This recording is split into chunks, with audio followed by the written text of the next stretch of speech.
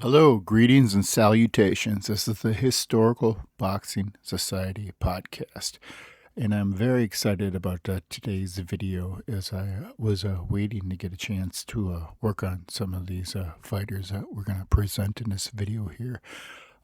These are four of the American fighters who had a really big impact on the Australian boxing. So in January of 1887, America, sacrificed two of their very young, promising fighters and shipped them off to Australia together. Those two fighters were Martin Buffalo Costello and another fighter who was a welterweight known as Young Mitchell. Both of those fighters sailed for Australia in January of 1887. Now, as you might recall, Jackson launched his pupils in 84, so he had all of 84 and all of 85 to get started. So when they came over in January of 87, Australia was in full-fledged mode, and they wasted no time in sawing right through some of the best competition. So not only are we going to be able to get a chance to give these lost ring gladiators their time in the spotlight, as there's no information on YouTube about most of these fighters here. But we are going to have the luxury of giving a picture to what these fighters were, as there's basically you're not going to find absolutely anything in searches looking for these fighters, most of them, as what they look like. And lucky enough, right out of the gate in my research, I was able to get a picture of both the fighters as they were setting sail in January of 87. So we're going to see them at their youngest. So January 87, the two Americans that set sail for Australia are none other than Martin Buffalo Costello and Young Mitchell. And shortly thereafter, like a month or two later, also is the fighter Jerry Marshall, who was from New York and joins Peter Jackson's academy and becomes one of Jackson's pupils in Jerry Marshall. We aren't going to be doing anything on him here, as he was a little less significant than these other fighters here. So, as I stated, they set sail in January of 1887. In March 87, the two of them do an exhibition. Young Mitchell giving away very much weight to Martin Buffalo Costello. That happens in January 87, and shortly after, towards the end of the year, November 87, is one of the other figures that we are going to have in the video, and he is an Irish fighter known as Jack Burke. Burke also played a big role in the Australian fighters. All three of these fighters are setting up for a really big year in 1888, as they just start sawing through the competition the following year. In fact, some of the biggest fighters in Australia are fighting them, and February 1888, we get a match with the legendary Larry Foley taking on the Irish lad and one Jack Burke in one of the great matches, as a 6-round draw in February of 88. As I stated, these fighters were a very big thing when they came over. One of the big things that the Australian wanted to do is Larry Foley, as they're fighting in Foley's Hall, was make sure that he was going to get really good competition right out of the gate. So they wanted to make a statement and have the Australian whip the American fighter, even though Martin Costello was only 22 years old. He barely had any reputation. He did, in fact, beat one of the first legitimate American heavyweights in Joe McAuliffe right before he takes for America. This is only Costello's second bout, and he gets the best of Joe McAuliffe, who becomes a big name for himself as one of the number one heavyweight contenders in the later half of the 1880s here. So Costello was really that promising. Right out of the gate, he beat one of the true original heavyweights before he even set sail for Australia. So he was a very promising fighter, even though he did not have a lot of experience. So within a year after Costello being here, he's already greeted in Foley's Hall as one of the most popular fighters in the entire region, as the Australians take very kindly to what they refer to as the Yankee in Buffalo Costello, and he played a major role in the Australian fighters here. So as we go through the Australian fighters, we want you to try and know who their competition level is. So I thought I would do a video here on the Americans that really had a big impact during this Australian phase of boxing. And finally here, I want to mention the last fighter that I want to include in this video here. As I stated in some of the other previous videos, these fighters that were immediately out of their gate fighting Finnish fighters were some of the premier fighters, because Finnish fighter would be a unlimited rounds. They're just going till one of the fighters are dead, basically. These fights paid considerably more money than the average pugilism bout. So they were reserved for the Iron Men's, the Gladiators of the ring, the guys that really were fearless and willing to fight unlimited rounds. And such is the case with this last American fighter that we're going to mention here. Right out of the gates, he was fighting Finnish fights and taking on the biggest Australian fighters right when they kind of came over. And I am speaking of Alec Greggains. Alec Greggains was more famously known as the man who gave Marvin Hart the decision over Jack Johnson, as Alec Greggains was the referee. But in this video, we're going to be talking about Alec Greggains' boxing career just a little bit. And February 1891, when a lot of the Australian invasion was happening, he was one of the main players, and he was getting discussed quite a bit at this point by James Corbett as he was taking on some of the Australians.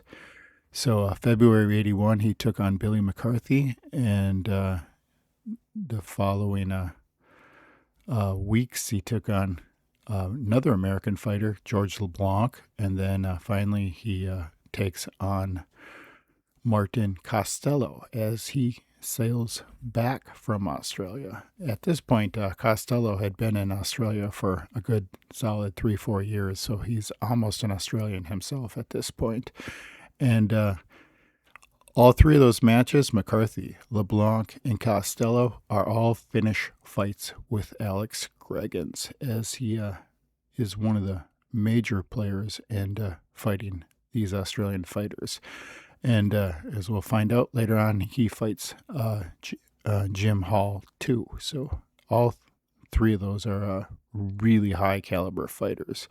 McCarthy, Costello, and Jim Hall. So just judging by that facts, Alec Greggains had a pretty high caliber of skill. So, and of course, Jack Burke was a legend. He before he came over in November of 1887.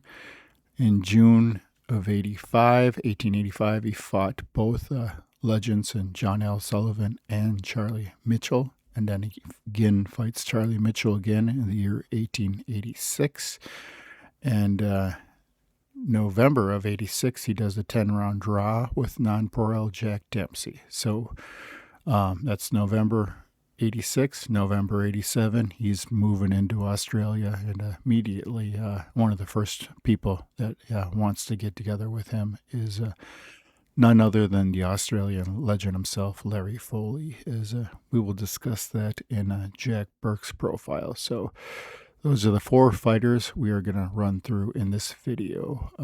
Martin Costello, Young Mitchell, both of those came over together, and Jack Burke, the Irishman, and of course the sole American Alec Greggains, who did not go to Australia, but was one of the major forces in the invasion because he was the guy fighting the top Australian fighters as they came over. And several of these fighters had very short careers, such as Greggains and Young Mitchell, and there's no mention of them whatsoever on YouTube. In fact, some of these fighters were such high caliber, as these weren't just trial horse or journeyman. Some of them even finished undefeated in their ring career, such as Young Mitchell.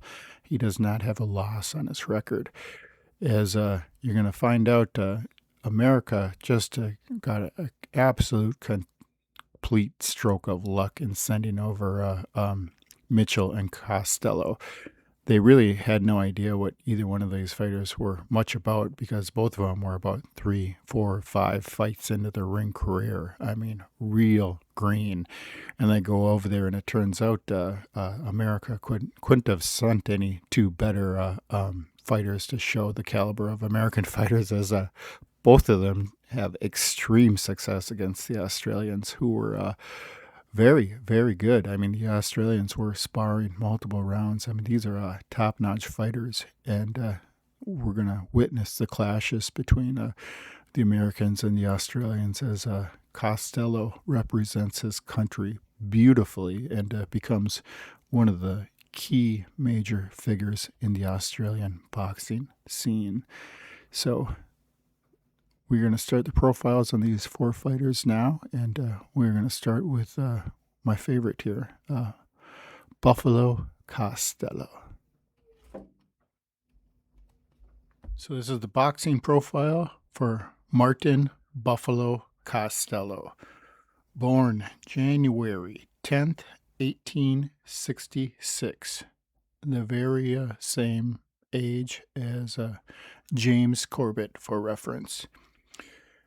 Costello was pretty big for a middleweight. He was 5'11", 165 pounds.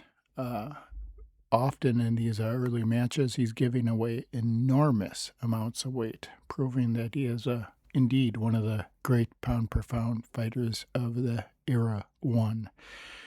So, June 1866, he stops one of the first true, genuine heavyweights in Joe McAuliffe. McAuliffe is only in his second match. Joe McAuliffe quit after being worn out and was dropped in round 14. He got up and quit because he was out of gas. And Costello gets his first really big victory against a very large name opponent, and that was June 86. In January of 87, the following year, Martin Costello, along with Young Mitchell, set sail for Australia, and we're going to show some of the articles here, as these are just about before they're ready to take off going to Australia, as they have pictures of both of the fighters. I think Mitchell's age is 19, and Costello is 20, maybe. So they're both very young. So they arrive in Australia in January of 1887. So immediately, this is a pretty big deal, as of course, Buffalo Costello immediately visits Larry Foley's gym, and they start arranging some finish matches for him, and immediately they want to make a good impression. We have some really cool articles here talking when Frank Slavin's talking about the very first impressions they had. So they wanted to beat the Americans and show them that Australia was where it's at as far as the quality is concerned. So immediately they wanted to match Costello up with Peter Jackson, of course, their best fighter, but put an ixnay on that. He says, "Hey, I got to get some matches in before I take on the great Peter Jackson. I mean, I'm only a few matches into my career. I'm not ready for that yet." So they look for the next opponent, and the next opponent they decide on, of course, is Peter Jackson's counterpart in Frank "Patty" Slavin. So they arrange the match, and of course, they're trying to pit Costello against a full-fledged what would be heavyweight at that point. Is Costello is going to give up a full 30 pounds in the Slavin match, and this is Slavin when he's young and anxious and ready to go. I mean, he's not an old man. This is 1887, so he's a young man. This is going to be let's see, I think 24-year-old Frank Slavin against 20-year-old Costello. They do a 31 round draw for their match, and unfortunately the Australians are not able to beat them right out of the gate there.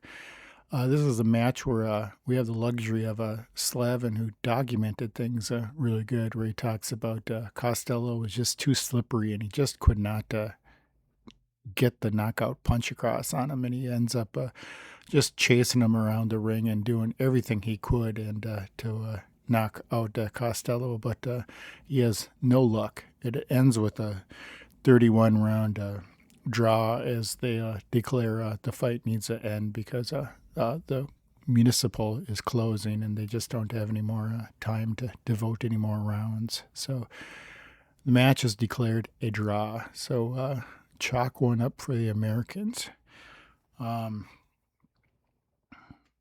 That's April of 87. So right around that same point, April of 87, Costello fights Mitchell. They give an exhibition to kind of right when they get there to try and show the quality of both the fighters.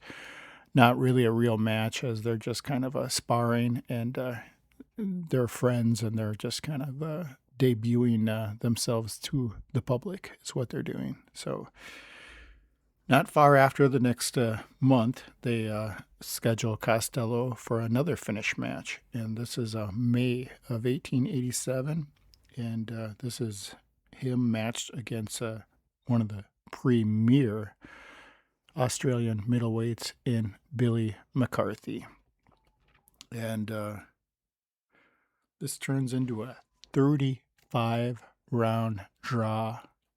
Again, the same thing happens as with the Slavin match. They just run out of time. It's getting dark. It's past midnight, and they just call the match as a draw.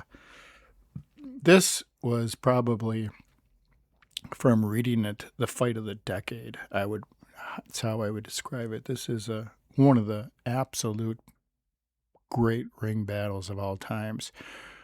Back and forth action, and with 3 full knockdowns on both sides as a minimum, at least that many knockdowns, and just a battle of stamina to try and see who could outlast each other, and absolutely the match of the decade there with Martin versus McCarthy.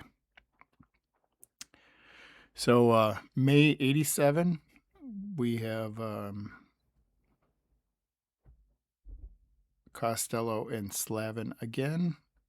This is a 6-round win for Costello because Slavin fails to knock him out in 6 rounds. So this is how the match is awarded to Costello. This is a match where I think Costello actually got a little bit better on Slavin, and he may have probably actually won the match with Slavin there. Of course, he's giving up substantial amounts of weight, as Costello is even under 160. He's like 159 for the Slavin fight. And Slavin's, of course, the size of the heavyweights back then, which is 190 plus. So it doesn't take Slavin that long to get revenge. September 87, later in the year, Slavin finally gets a ninth round KO over Buffalo Costello. And this is Costello's first and only loss for quite a while. But there is some extenuating circumstances to this match, as they were fighting on a wet grass, and Costello had flat shoes on, so he could not get any traction. So he ends up having to fight barefoot, and of course he has major trouble trying to avoid the attacks of Slavin. And Slavin finally gets a little bit of a revenge on him, as he's not able to dodge him the way he normally would. And Slavin gets a 9-round KO, and one of Costello's only legitimate losses, as Slavin got him in a good position and uppercut him, and really just kind of took out Costello, who had very little traction in the outside grass, which is kind of a bizarre Queens of Marksbury situation where they're not even in a gymnasium. So next we have December 87, Mick Dooley versus Costello. Again, this is pitting Costello against all the top Australians, as Mick Dooley is certainly as big as either Slavin or McCarthy at this point. Round one commenced by Costello cornering Dooley. Dooley seemed rather nervous and lost his guard. Round two concluded with neither side having an advantage. Round three, Dooley forced the fighting and got in some left hands. The round was decidedly in Dooley's favor.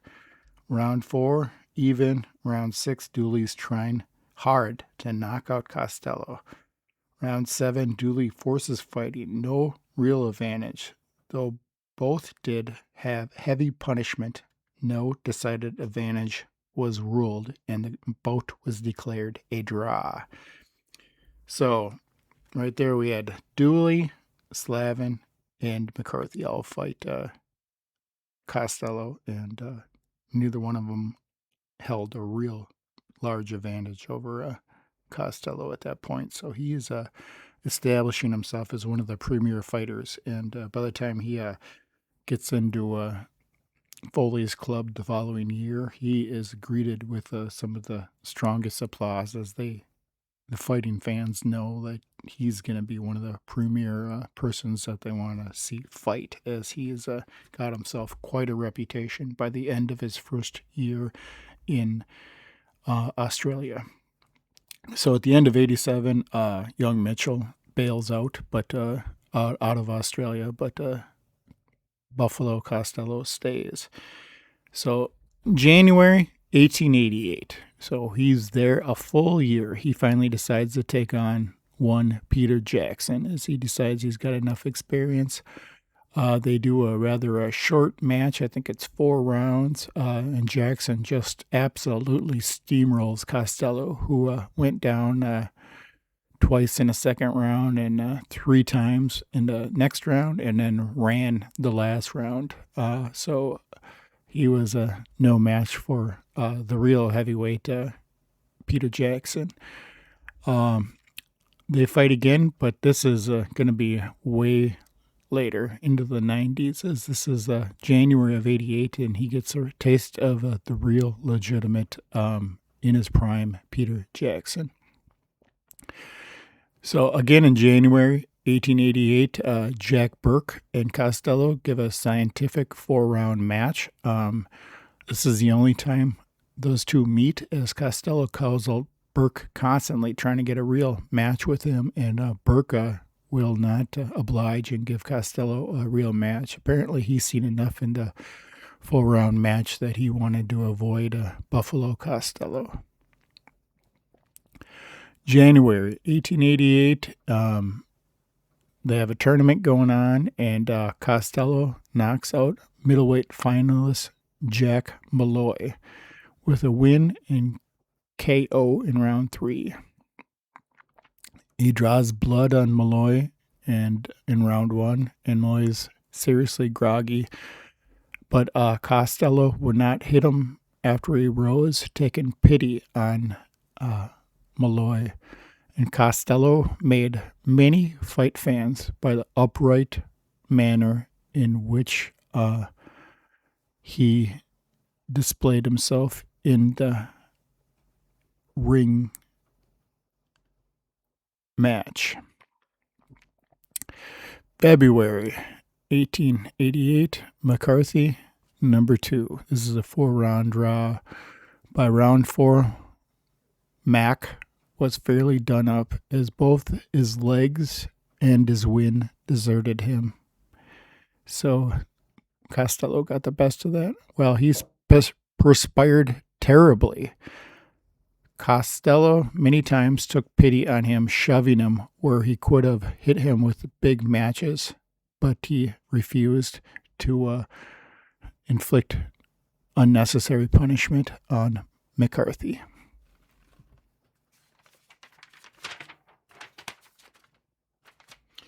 February 88, Costello is matched with the unbeaten jawbreaker Jim Fogarty. A great match ensues. They are the same weight, and Fogarty has power while Costello has the reach. They fight repeatedly, but some of these are just 4-round matches, as Foley liked the 4-round matches because he wanted to go all out, without having them worry about losing their wind.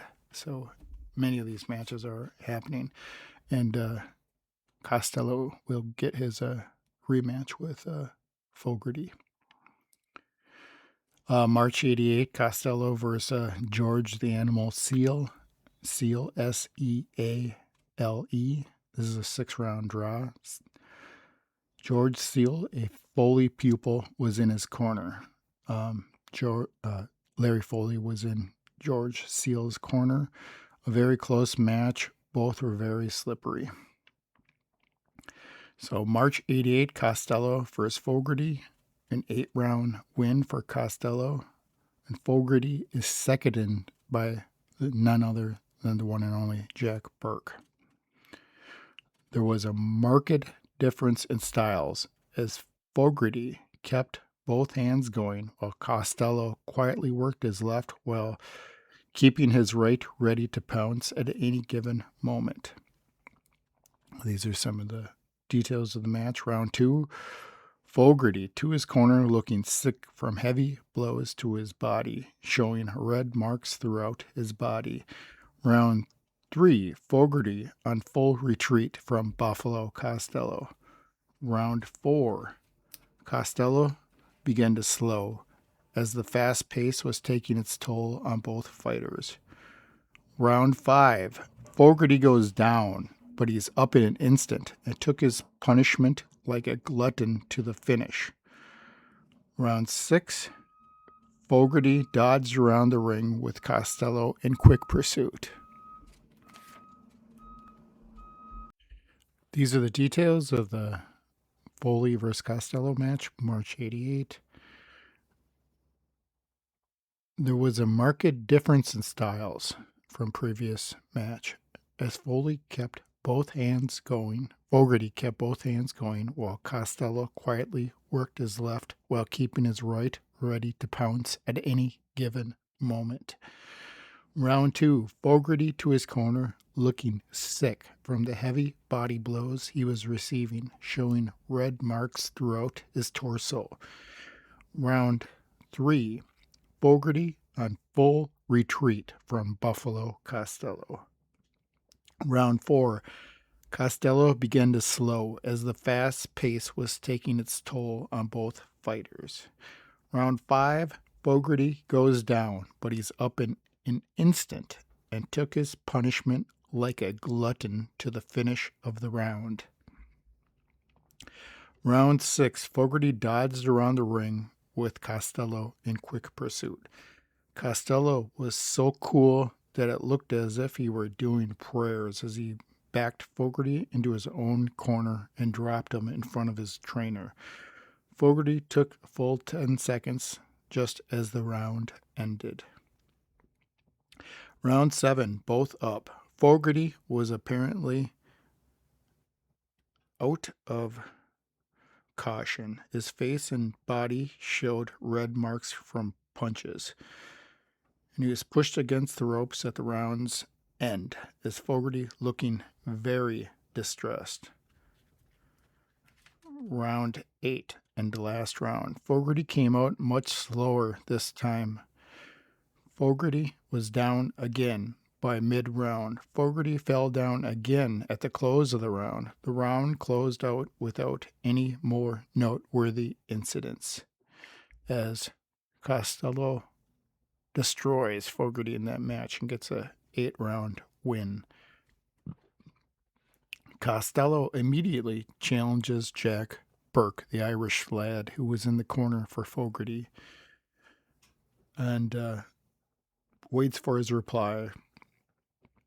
His 2 engagements with, as Burke says, he will engage with Costello after his 2 engagements with Frank Slavin and Peter Newton. He would box Costello. And that happens May 88. Burke knocks out in 1 round. July 88, Slavin 8-round draw. Those are both just a few months after this Costello and Fogarty match. But of course, Burke refuses to face Costello.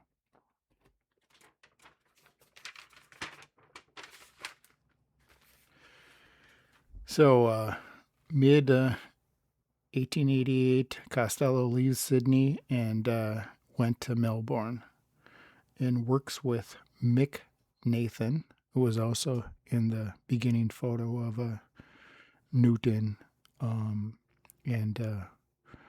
Farnan, and Mick Nathan is in there. Mick Nathan's kind of more of a trainer operator than he is a boxer, and they operate the Apollo Athletic Hall, as Costello has ownership in that, while Costello is awaiting a match with the Irish Jack Burke. September 1890. This is much deeper into the following year, as Costello is at this point training boxers, doing business ventures as he's operating the Apollo Athletic Hall and doing things besides boxing, as Costello goes into a semi-early retirement there for a significant period of time there. September 1890, he does show boats with Peter Jackson as a traveling carnival. And Creedon and Costello are matched right around this time in September 1890. October 1891, Costello finally re-enters the ring, a full 2 years after 1888. And he knocks out McIntyre. He knocks him down 12 different times in the match, but he's unable to KO him. November 1891, 1 month before Dan Creedon, as Costello is trying to get some warm-up matches before he takes on somebody of the caliber of Dan Creedon. This is just the very young 25-year-old Costello versus 39-year-old Australian legend Starlight Rowlands. People showed up from every city to see what Starlight would do, matched against the famed Buffalo Bruiser. His ability is undoubted, and in the opinion of one of the champions, is the smartest boxer in Australia currently. None other than the great Martin Buffalo Costello, who at this point has earned himself legendary status in the region of Australia. These are some of the notes. By round 3, Starlight was in a full retreat. Was such that he nearly knocked over the referee trying to get away from the famed Buffalo Costello.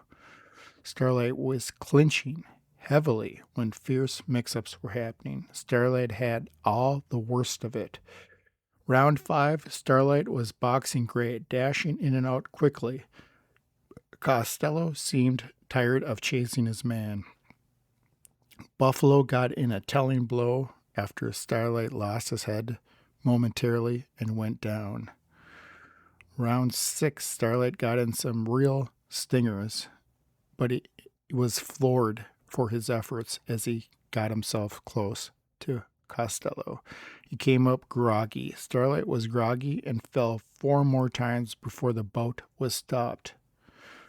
Among the spectators was none other than the middleweight champion Dan Creedon, who had won the vacant title just months ago in a fight with none other than the very own Starlight Rowlands,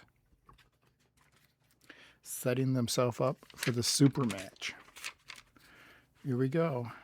December 1891. Dan Creedon, 25-year-old Buffalo Costello versus 23-year-old Australian middleweight champion Dan Creedon. From the very beginning, Creedon forced the fighting. In the second round, twice Costello went down. Costello didn't look in the best of condition. Only cleverness saved him from a knockout in this round.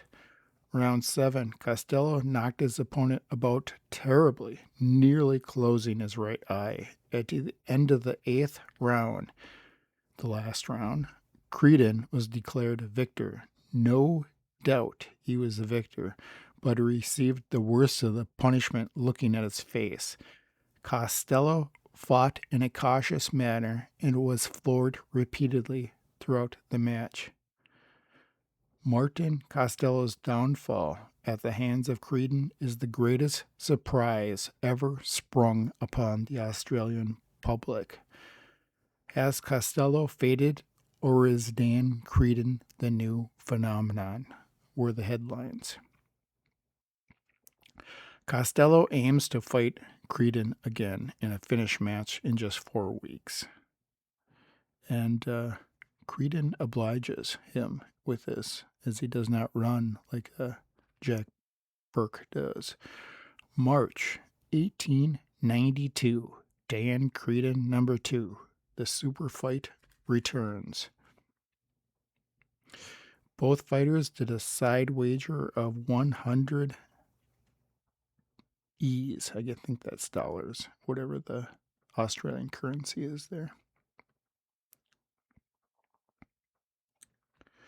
Up to the 10th, Costello had a decided advantage with heavy punishment.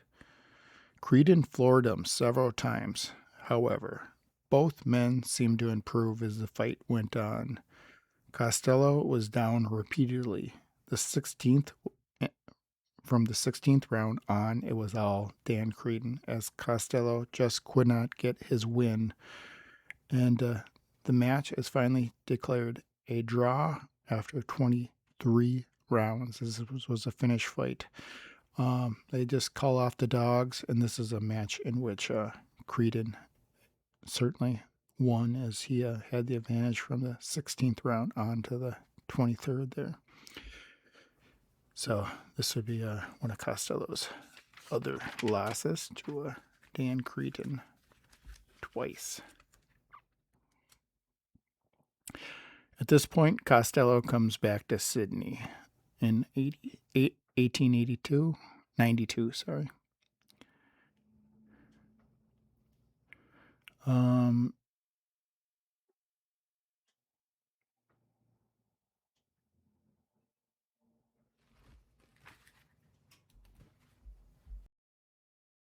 So at this point, Costello finally comes back to Sydney, where he started. He's 26 years old, and they set themselves up for another super match as they're trying to get as much capital out of Buffalo Costello as they can before he decides to take off. And this is matched against none other than one of the other Australian superstars in Mick Dooley, May 1892. As you remember, they fought an 8-round draw in December of 1887. This is about 5 years later. Costello is a 5-4 favorite over Dooley. 26-year-old Buffalo Costello versus 29-year-old Mick Dooley. These are the notes. Dooley looked very fleshy once he stripped off his garments and looked out of shape. Round 1, a close back and forth affair. The ring was slippery from rain. Round 2, Dooley meant business.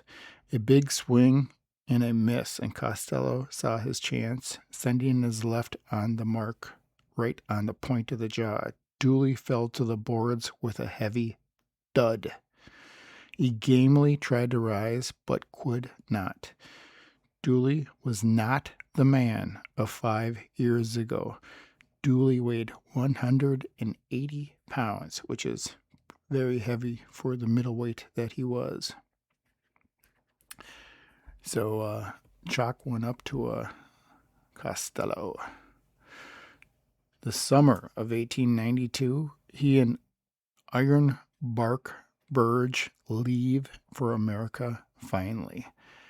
This Buffalo Costello, never returns to Australia again in his life. So that's summer 1892. August 1892. Just the next month, we finally get ourselves another big fight with a $2,200 purse against none other than Alec Greggains. And the results of the match, 50 rounds of boxing. That is finally declared a draw after time is called.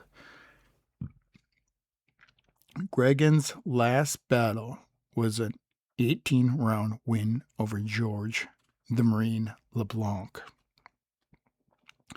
The winner will be matched with Bob Fitzsimmons. The winner of this match will be matched with Bob Fitzsimmons for the middleweight title. Boy, this would be really good to see Buffalo Costello versus Bob Fitzsimmons. That would be fantastic. By round 12, Greggains appeared stronger and more confident.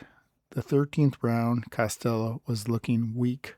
Round 17, Costello goes down and the bell saves him. Round 19, just as the round ends, Costello goes to his knees again.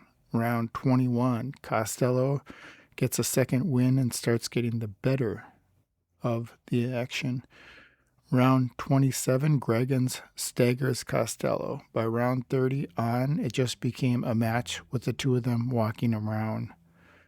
Costello was almost ready to quit at any given point. So Costello unfortunately misses his chance to fight Fitzsimmons by not getting a victory over one Alec Greggains. So they decide they want themselves a rematch. After 50 rounds, they decide, heck, let's fight even longer. So November 1892, Greggains, same age as Costello, both 26 years old. Alec Greggains, number 2. The men fought cautiously, both very weary of the other fighter as they knew each other well. Both men avoided much punishment with their shivering.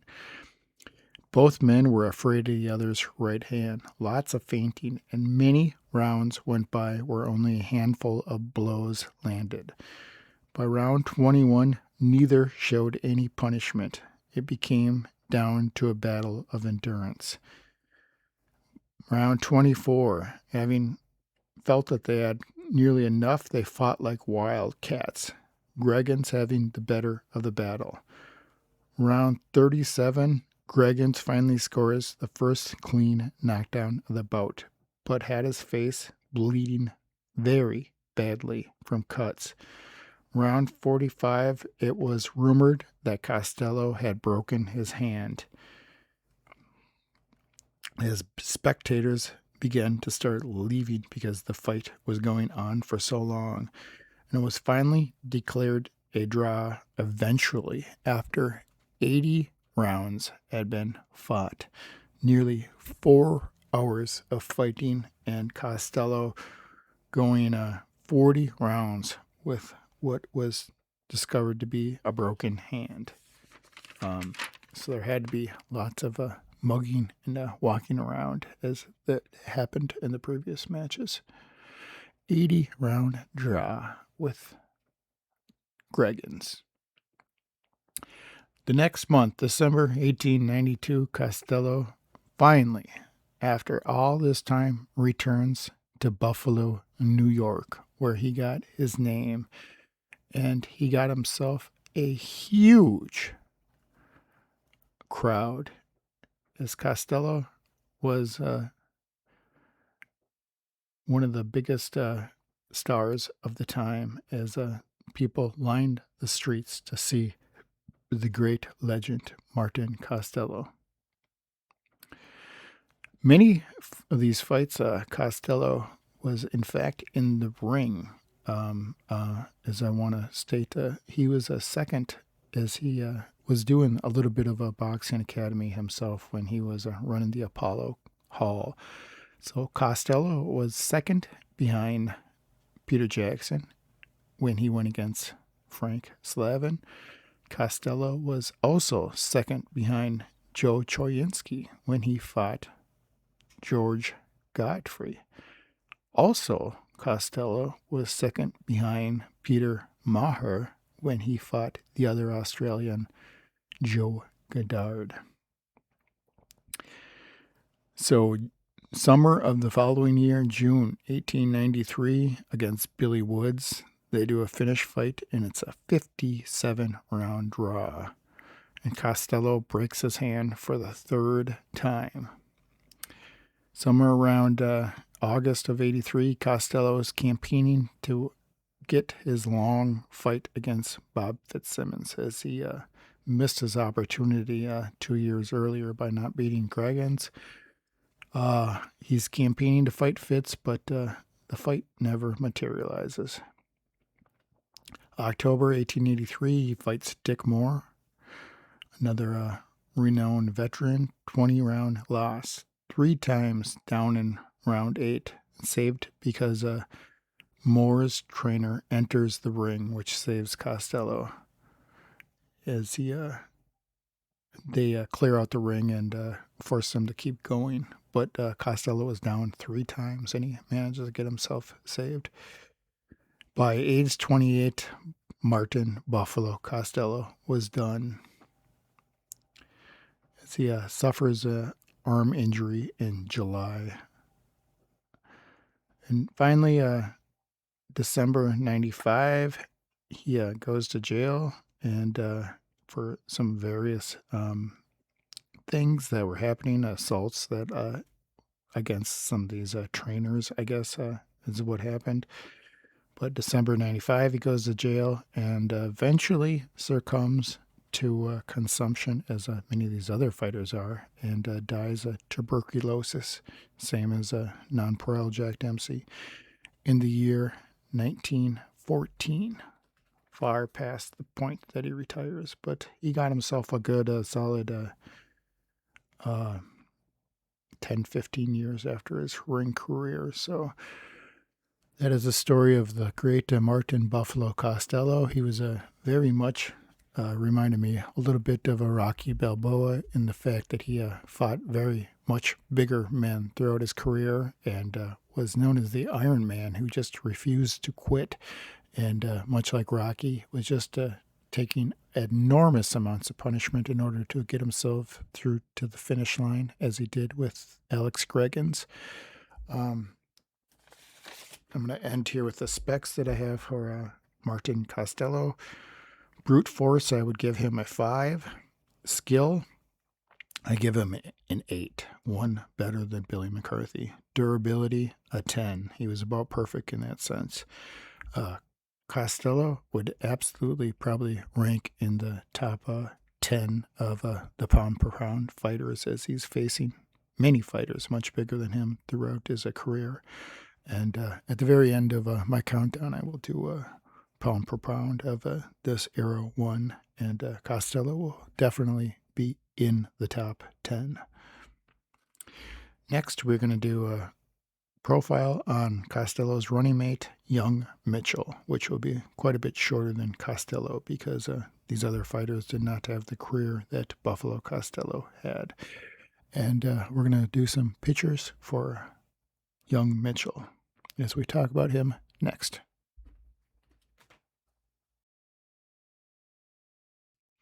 Okay, we're going to do the profile here for Young Mitchell, which is known as Johnny Hergret.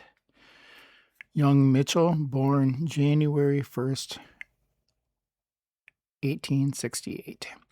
He stood 5'6", 150 pounds at his highest.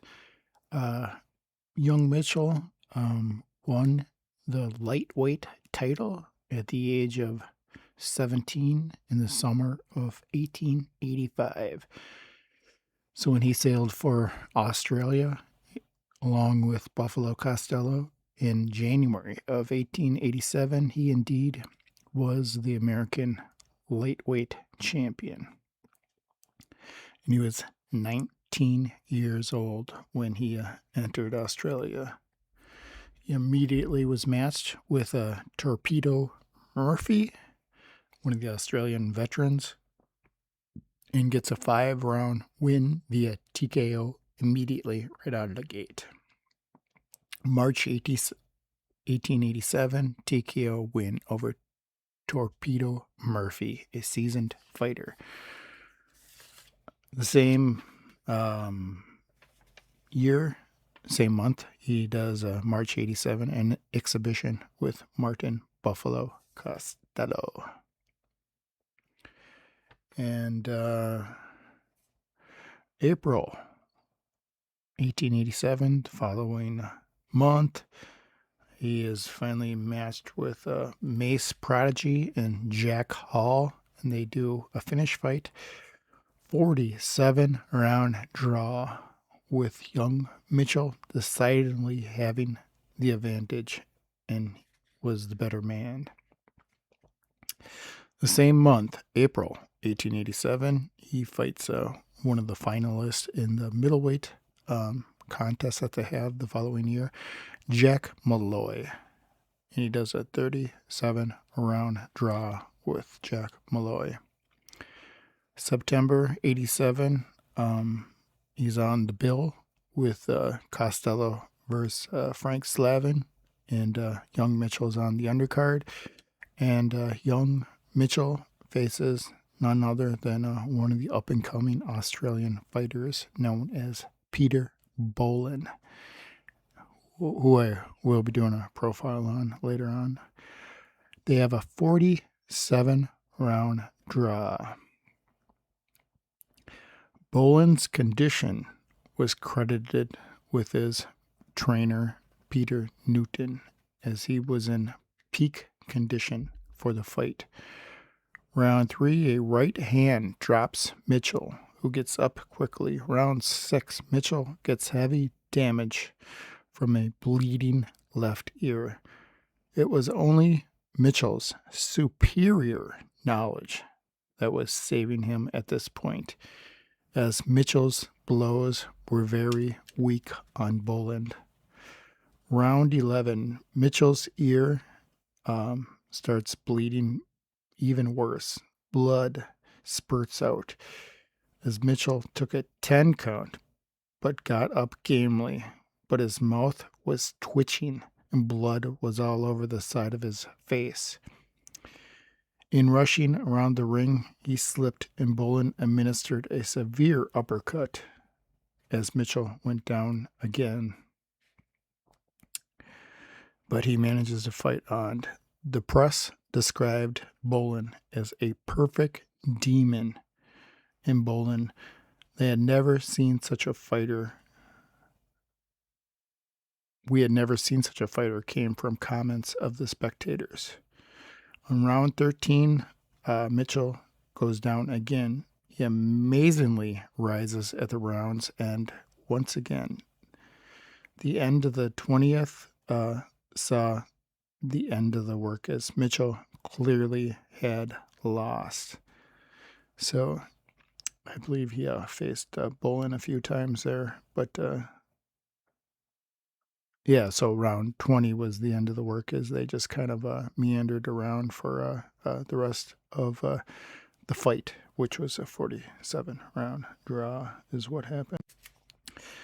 November 87, as Mitchell's only in Australia for 1 year, but he makes the best of it. He has a 4-round draw with Barney Donovan. June 1888, he comes back in January of 1888 back to America. He beats Tom Cleary in another finish fight, a 30-round win via KO, and he becomes the Pacific Coast middleweight champion. He has a few more fights in his career left. December 1888, he fights Paddy Gorman with a 27-round win via TKO. March 1889, following year, Sailor Charles Brown with a win over him with a TKO in round 21. Brown was absolutely whipped. And finally, in February 1891, after a kind of a semi-retirement, 23-year-old, that's all he was, 23-year-old young Mitchell versus 34-year-old George LeBlanc. And he KOs George LeBlanc in round 12 as LeBlanc, who knows what kind of a shape he's going to be in when he shows up, as he many times was in horrible shape and a heavy drinker and had his own issues. So young Mitchell lived to be pretty significantly old, as I will show a picture here of young Mitchell deep into his late ages, as he is pictured here with none other than two middleweights of the prime 20s in Mike Gibbons and Green, and Mitchell is there, very overly fat as he is at that point, as he's late into his career. But unlike some of these other fighters, he pulled out of the fight game pretty darn early. He was only 23 when he came out of retirement, so he's pretty darn young. He's credited his boxing record of being undefeated, 11-0. He did lose to Peter Bolin. Even though it was a draw, he did not win that match whatsoever. So young Mitchell, he was definitely a phenomenon of his sort in the early stages of his career. And I'm going to give the specs on Bolin right here as young Mitchell. I'm going to give the specs on young Mitchell before we end his profile here. Brute force, we're going to give him about a 2. He was pretty weak blows on Peter Bolin. Skill, we're going to give him about a 6. I'd say 1 level below McCarthy. He did have a lot of skill as he was champion, but skill level 6. Durability, 8. So overall, he really didn't have a real remarkable career, but he finished undefeated, and he definitely had his place in the pantheon of Australian boxing. So next we're going to do a profile on the American fighter Alec Greggains. Greggains never went to Australia, but he fought the Australians when they came over, and he was one of the main players here. Alec Greggains 5'10.5". He's the same age as Buffalo Costello, born August 15th, 1866, and he was a middleweight, just a half an inch smaller than Buffalo Costello. So these are his notes of his career. February 1891, he fights Jim Hall in 4-round loss. Hall twice had Greggains down in round 1, but the referee asked Hall to let up on Greggains as it was a little bit of a charity match, and they're like kind of giving Hall, say, like, don't take him out immediately here. These people want a show. And he almost had him out in round 1, but Hall let up on him. So 4-round loss to Jim Hall. July 1891, same year, Billy McCarthy comes over, and these two get together. 26-round TKO win over Billy McCarthy. Now, this is a little bit deceiving, as McCarthy completely dominated the match. The reason Greggains has that victory is because the referee would not allow McCarthy to continue with an injured arm as he was fighting one-handed. So he awarded the match to Greggains, a match in which Greggains was getting his butt kicked, but somehow through the course of karma, he gets himself a victory over McCarthy, a man who is certainly superior to him. December 1891, he fights one of the same nemesis of all these other fighters, George LeBlanc. 8-round win via TKO. The Marine was badly punished, was the headlines. I think we have a headline of that here, as we show various pictures of Alec Greggains through his profile here. We're going into the next year, August 1892. He finally faces Buffalo Costello, 50-round draw, as I stated.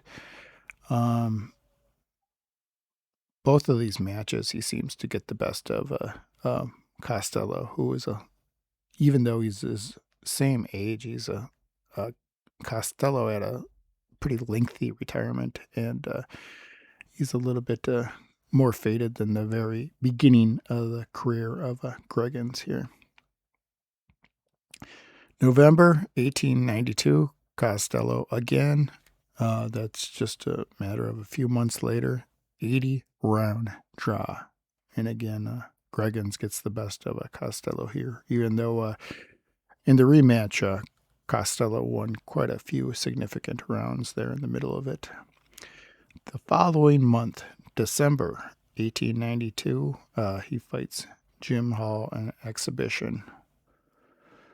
As Hall looks much bigger, and they took it easy on Greggains, slapping him around, as Hall was absolutely the superior to one Alec Greggains.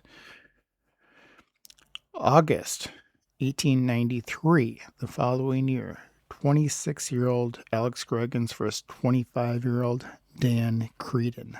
As, of course, we know Creedon had the better of Buffalo Costello. And we're going to find out right exactly how these two are going to match up. As we're going to see if Creedon, in fact, can get the better of Costello. If Creedon can get the better of Alec Greggains. These are the notes. The 6th round, Greggains goes down, but he gamely gets up and stays the round. Greggains was knocked out in round 15 and wasn't revived for quite a few minutes. The result of the match, loss by KO in round 15 to the phenomenon Dan Creedon. As Creedon is going to do the one thing that both Greggains and Buffalo Costello wanted to do, and he's going to go take on Bob Fitzsimmons, as he's established himself as the premier middleweight.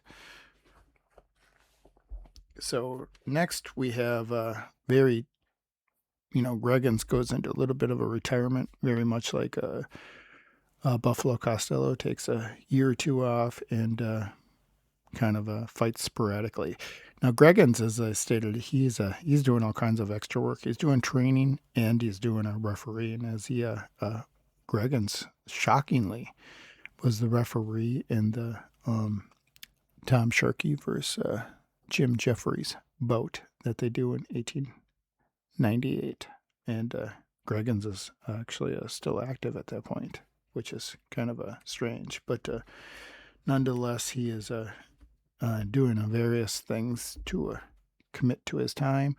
This is 29-year-old Alec Greggains versus the very, very young 22-year-old Tom the Sailor Sharkey, March 1896. Sharkey almost had his man going in round 4, looking for a moment that Greggains was going. In round 5, a very fast match. Lots of clinching is happening in this round. Round 7, both were tiring at the round's end. Round 8, the final round. Sharkey was the aggressor throughout the last round. The bout was declared a draw as both fighters seemed unsatisfied and wanted more rounds. There was no bloodshed during the match, as Greggains will have an encounter with Sharkey again when he becomes the referee for the Jeffries match. But this is Sharkey pretty darn young into his career at just age 22. He does an 8-round draw with him.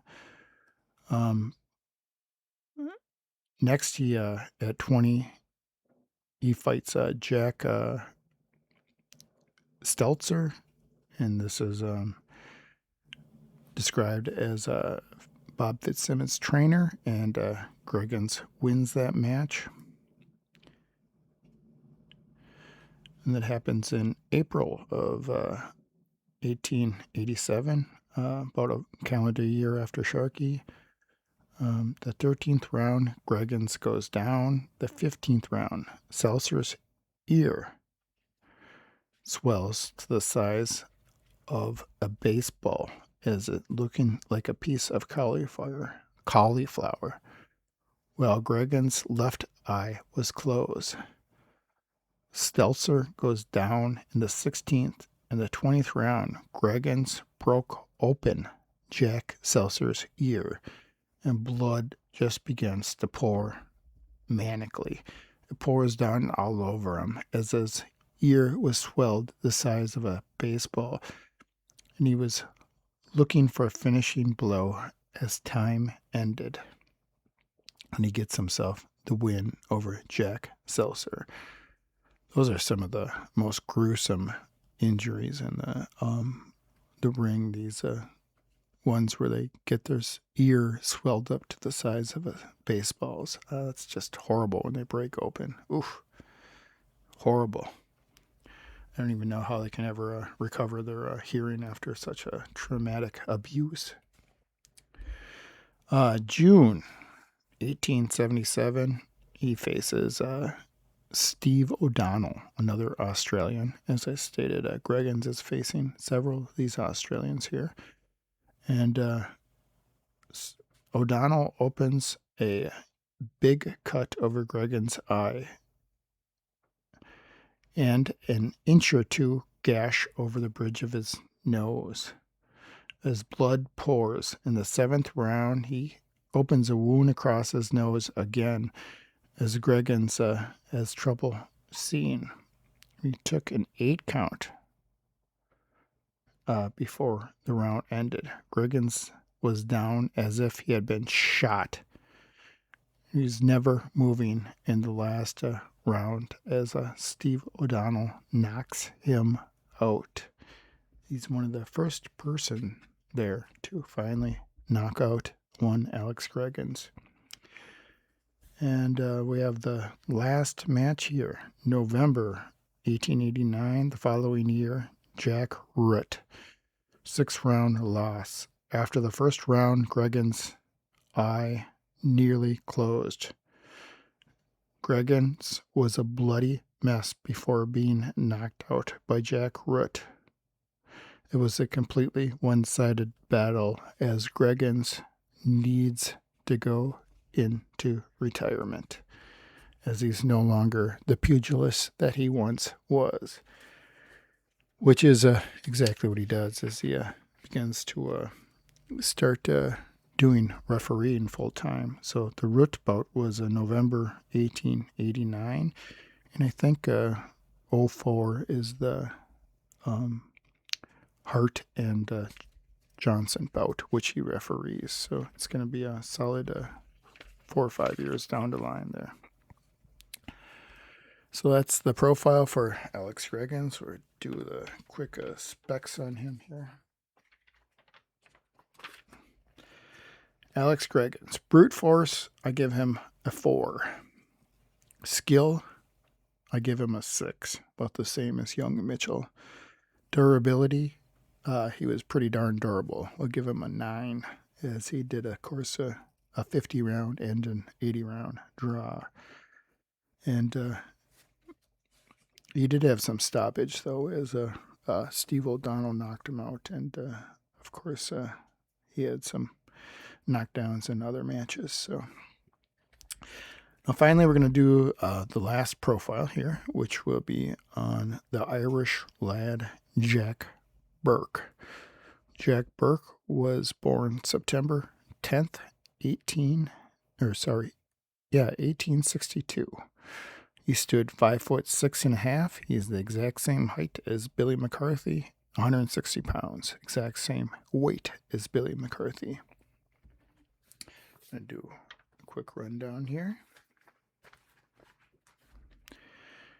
1880, he makes his debut, much earlier than these other fighters here, as he was a little bit one of the first pioneers.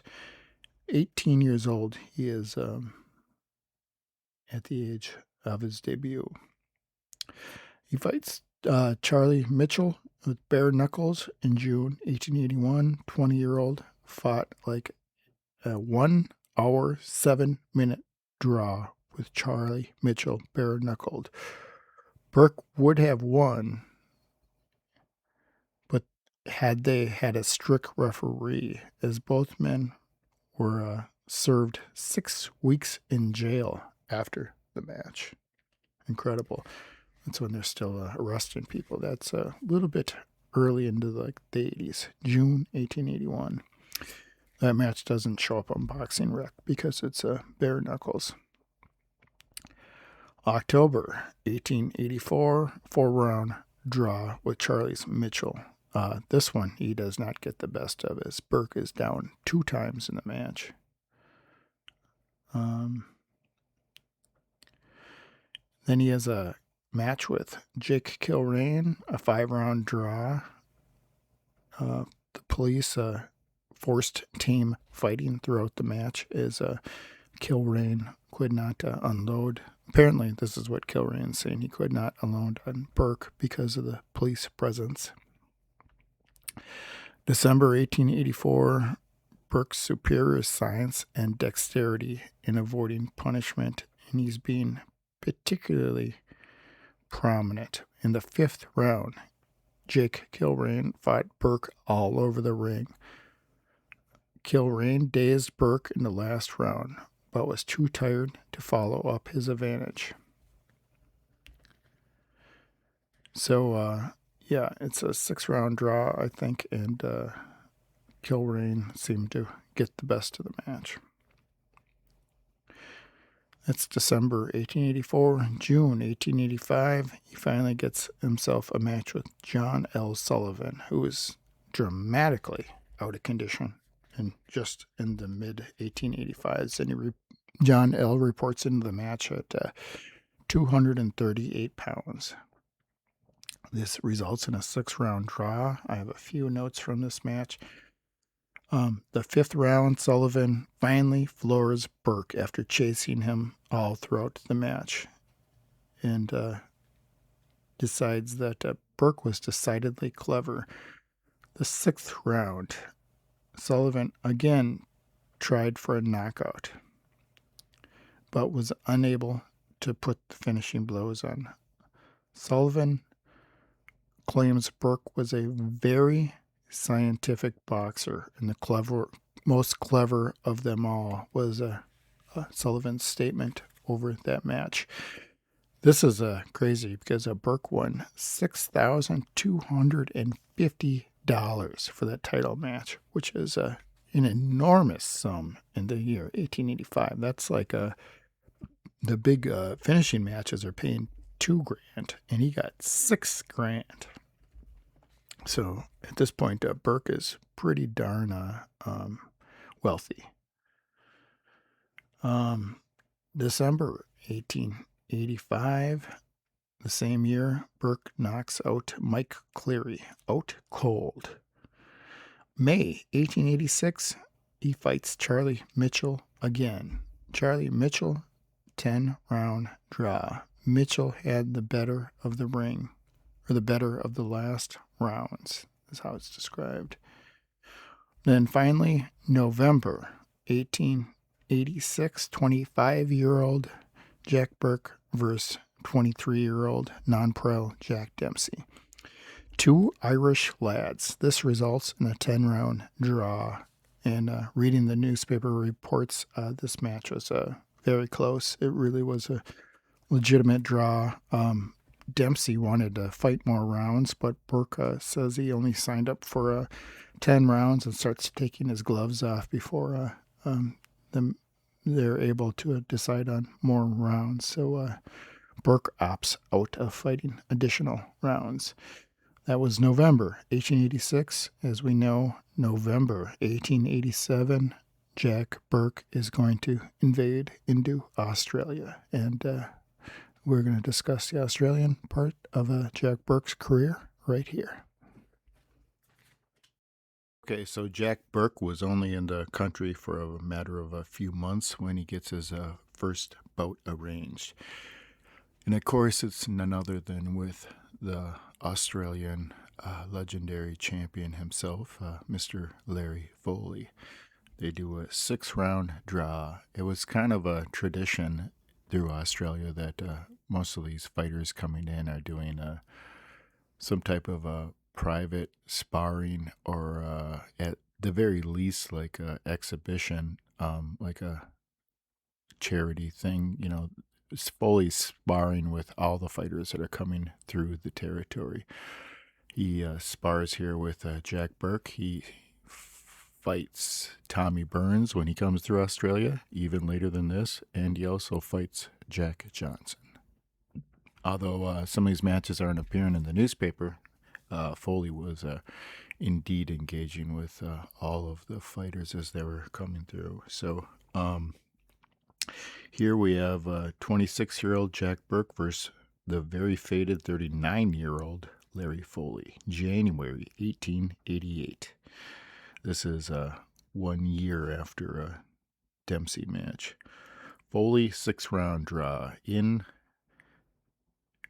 Larry Foley's corner was none other than Peter Jackson and Mick Dooley. So the two biggest stars of Australia there, other than maybe Slavin, are in his corner. Round 4, Foley slips, and the second time both slip.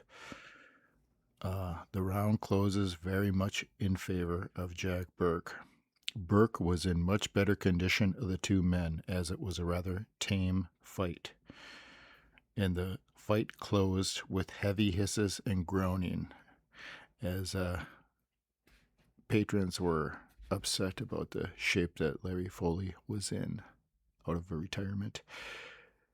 So immediately after that match, then Peter Jackson challenges Jack Burke. Jack Burke pretty much established him that he was drawing the color line, as he doesn't have any colored fighters here he's facing, and it's talked about in the newspaper. So next we have a May 1888, 26-year-old Jack Burke versus 34-year-old Peter Newton. The results of this match was a first-round KO and a left and a right, and Newton went to his knees as Newton's pretty old at 34 years old. This is when he's like ball-headed Peter Newton. Next, we have January 1888, 26-year-old versus 26-year-old. Jack Burke versus Frank Slavin. 8-round draw. These are some of the quick notes. The 4th round, Slavin brought blood from the mouth of Jack Burke. Slavin got quite animated, yelling at Burke, "Let's go. What do you want to do?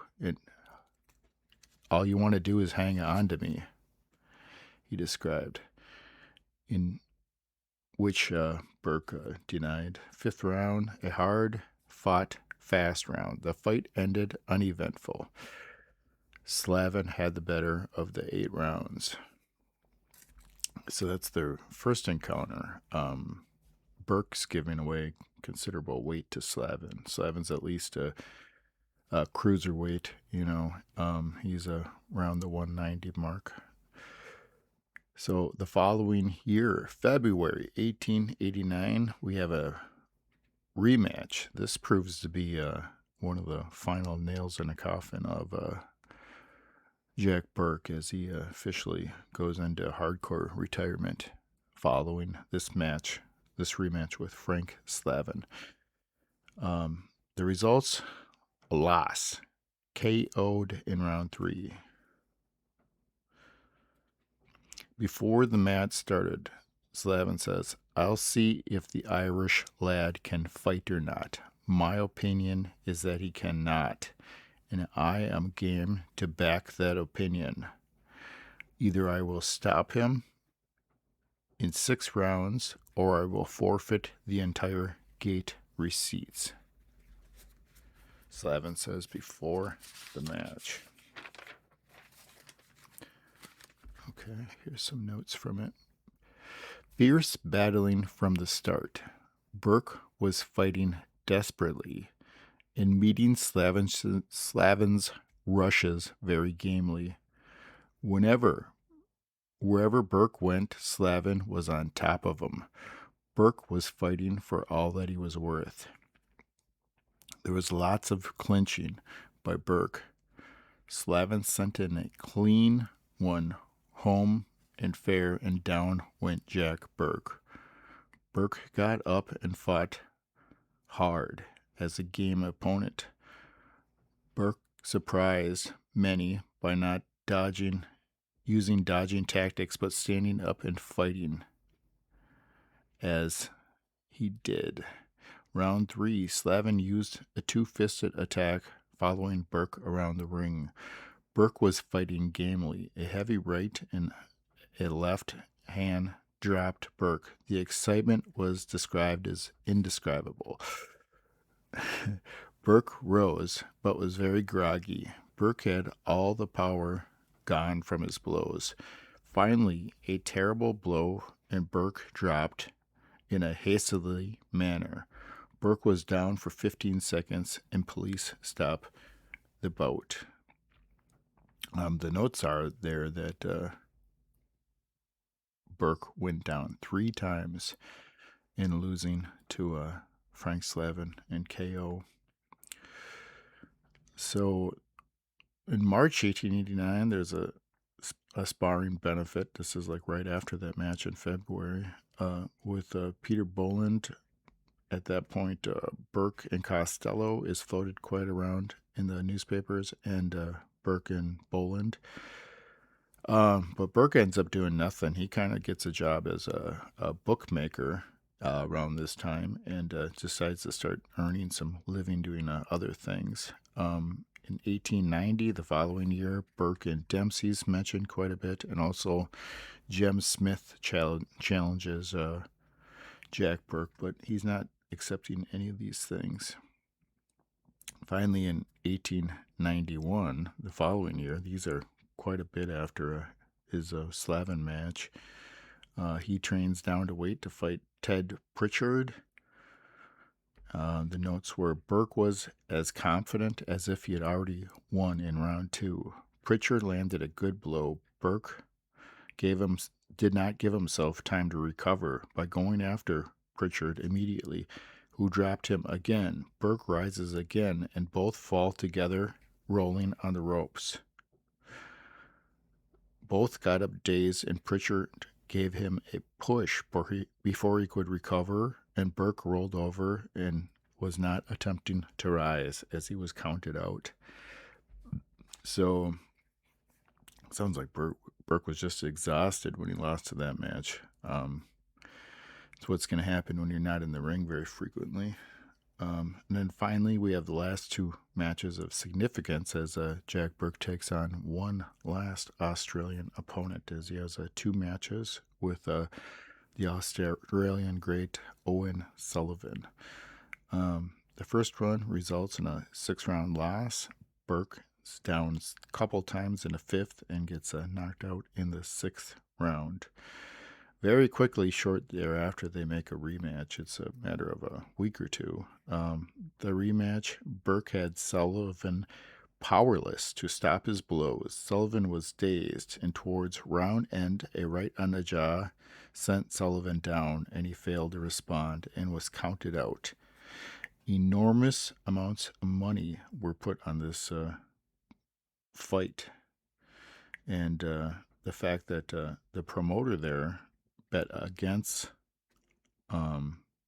Jack Burke was very upset, and he supposedly started the rumor that the fights were not on the level and that they were fixed fights. It doesn't appear that way by reading the newspaper accounts, as they're going at it pretty ruggedly for a faked fight. So Burke ends up purchasing the Florence Hotel, and he finally sells it for a very large profit. Burke dies in 1897 at the age of 35. He got some type of a disease that was not tuberculosis, but he died pretty young at 35 years old. He spent the second half of his career there not really establishing much of a pugilism career, as he's dodging quite a bit of people. So lastly, I'm going to give you my specs here for Jack Burke. All right, Jack Burke, brute force, I give him a 3. I think 1 better than young Mitchell. Burke lacked force all throughout his career. He's got notes in the newspaper rings about that. Skill, I would put him at about 8. I have him right next to Costello. Burke had quite an amateur career, and he supposedly, when he's taken on some of the later fights, they credit him with like 114 fights because he had a pretty lengthy amateur career. So he was pretty well trained. I think his skill level is about even with Costello. I have them both at 8. Durability, he's much less than Costello. He's a durability of a 7. It's a shame that Jack Burke did not take on a Buffalo Costello, as that would have been a classic match. They were in the ring together, but it was more of for a sparring benefit. These aren't real matches that are happening in some of these fights that are taking place. They would have been pretty well matched up in a 20-round draw. That would have been a pretty classic. The one thing that comes to my mind with Jack Burke is that Frank Slavin did the one thing that John L. Sullivan could not. Both of them right in their prime against Burke, and Slavin knocked Burke out. And Sullivan had 2 more extra rounds. He had 5 rounds and could not knock Burke out, as he described him as very slippery. So it just shows you a little bit there, a glimpse into like the skill level. Slavin had him almost out in round 2, and he's out in round 3. And both of them, Burke's definitely in his prime in both matches there. So that's before any of his layoffs. So Slavin a little bit better than John L. Sullivan there in retrospect for comparisons against the same fighter. So next we're going to do what I wanted to start on with the Australian fighters, and I'm going to work on Aussie Billy Smith. He's where we're going to start.